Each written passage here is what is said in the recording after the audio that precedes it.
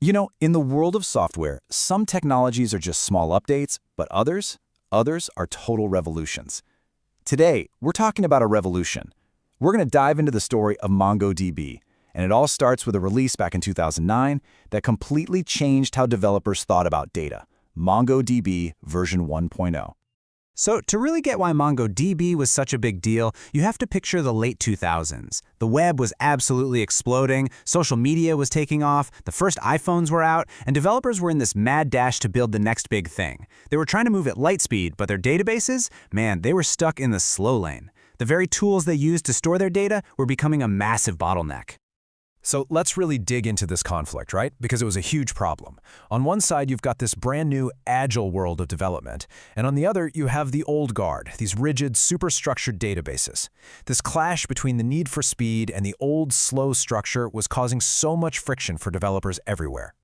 Yeah, this slide just lays it out perfectly. Web development was all about moving fast, being flexible, and pretty much everyone was using JSON to pass data around. But traditional databases, they were built on these rigid SQL schemas that were just slow to change. If you wanted to add a simple new feature, it could mean a painful, time-sucking database migration. It was a huge roadblock to innovation, for real. But, a new approach was starting to bubble up, and it was happening at a company called Tenjin. You probably know them now as MongoDB Inc. The two founders, Dwight Merriman and Elliot Horowitz, were dealing with this exact problem. They saw this huge disconnect between how developers were building their apps and how they were forced to store the data. And here's the absolute key. Their goal wasn't just to build another database. No way. It was to build one that felt totally intuitive and natural for developers to use. They looked at the tools devs were already using every single day, like JavaScript and JSON, and they asked this simple but really profound question. What if the database just worked like that?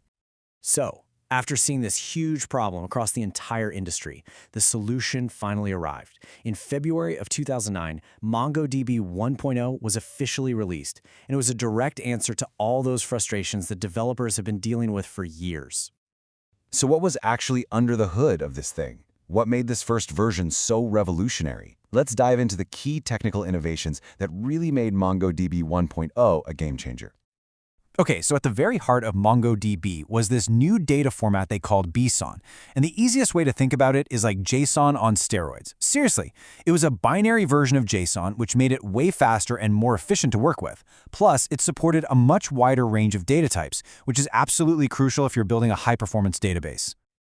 This slide really shows how all these ideas just built on each other. It all started with those BSON documents. That foundation then enabled dynamic schemas, which, boom, freed developers from the rigid tables of SQL.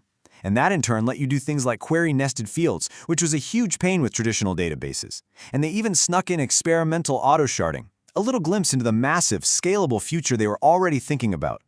And this right here is the main takeaway. MongoDB 1.0 wasn't just some new product on the market. It was a whole new philosophy. It kicked off a totally new way of thinking about data, a model built from the ground up for the speed and flexibility the modern web demanded. But look, all this cool tech was really just a means to an end. The real story behind Mongo's success is how it connected with the people actually building the software. Let's talk about the human side of this thing. For the first time, developers had a database where the data actually mirrored the objects in their code. It just made sense. A user object in your JavaScript code, for example, could be stored as a user document in MongoDB, one-to-one. No more complex mapping, no more translation layers. It just streamlined the whole development process and made everything feel way more intuitive. And this might have been the biggest advantage of all, the freedom from migrations. Imagine you need to add a new field to your user profiles. In the old world, that was a whole process. Here, no problem. You just add it to the new documents. You didn't have to restructure the entire database. That kind of flexibility was an absolute game changer for teams that needed to iterate and ship features fast. So it's really no surprise who jumped on this first, right? Startups loved it because it was fast and flexible. Agile teams inside bigger companies grabbed onto it for the exact same reasons. And of course, any application that was already swimming in JSON found a perfect, natural home in MongoDB. But the impact of MongoDB 1.0 went way beyond just the product itself. Its release actually helped ignite a much broader movement that would go on to reshape the entire database landscape. And this whole thing became known as the NoSQL movement. It really was a rebellion, A rebellion against the dominance of those traditional relational databases. Developers were making a very conscious choice to prioritize flexibility and speed over the rigid, heavy structures of the past. Now, let's be real. MongoDB 1.0 wasn't perfect. It wasn't a fully mature product. It definitely had its limitations and some rough edges. But that didn't matter as much, because its core philosophy of being a developer-first database, that's what truly resonated with the community and set it on this incredible path to success. This developer-first approach was absolutely the key to MongoDB's early success.